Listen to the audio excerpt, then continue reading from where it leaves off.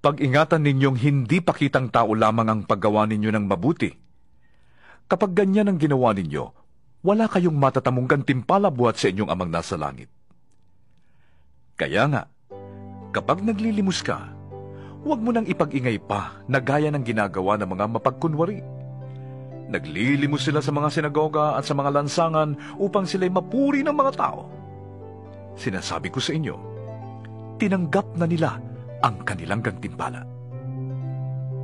Sa halip, kapag naglilimos ka, huwag mo nang ipaalam ito sa pinakamatalik mong kaibigan. Gawin mo ng lihim ang iyong paglilimos, at ang iyong amang nakakakita ng kabutihang ginagawa mo ng lihim, ang siyang magbibigay ng gantimpala sa iyo. Kapag nananalangin kayo, huwag kayong tumulad sa mga mapagkunwari. Mahilig silang manalangin nakatayo sa mga sinagoga at sa mga kanto upang makita ng mga tao. Sinasabi ko sa inyo, tinanggap na nila ang kanilang gantimpala. Ngunit kapag mananalangin ka, pumasok ka sa iyong silid at isara mo ang pinto. Saka ka manalangin sa iyong amang hindi mo nakikita, at ang iyong amang nakakakita ng ginagawa mo ng lihim ang siyang magbibigay sa iyo ng gantimpala.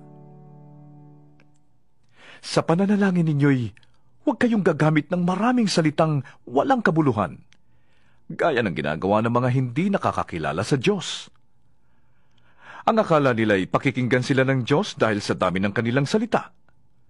Huwag ninyo silang tutularan.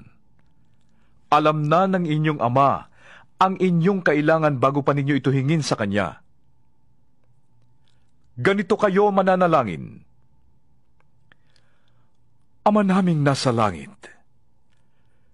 sambahin nawa ang pangalan mo.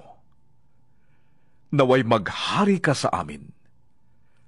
Sundin nawa ang iyong kalooban, dito sa lupa, tulad ng sa langit. Bigyan mo kami ngayon ng aming kakainin sa araw-araw,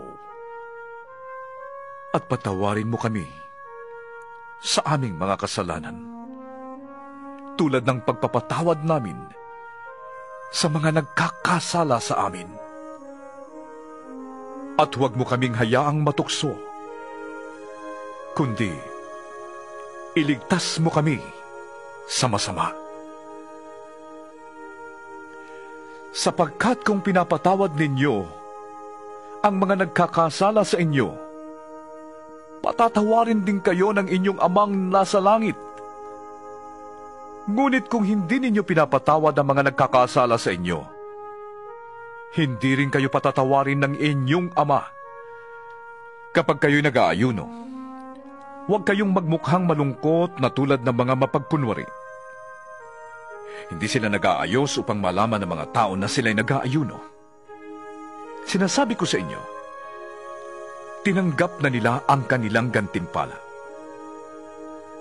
Sa halip, kapag ikaw ay nag-aayuno, maghilamos ka at mag-ayos ng buhok, upang huwag mapansin ng mga tao na ikaw ay nag-aayuno. Ang iyong Amang hindi mo nakikita, ang tanging makakaalam nito. Siya na nakakakita ng ginagawa mo ng lihim, ang siyang magbibigay ng gantimpala sa iyo.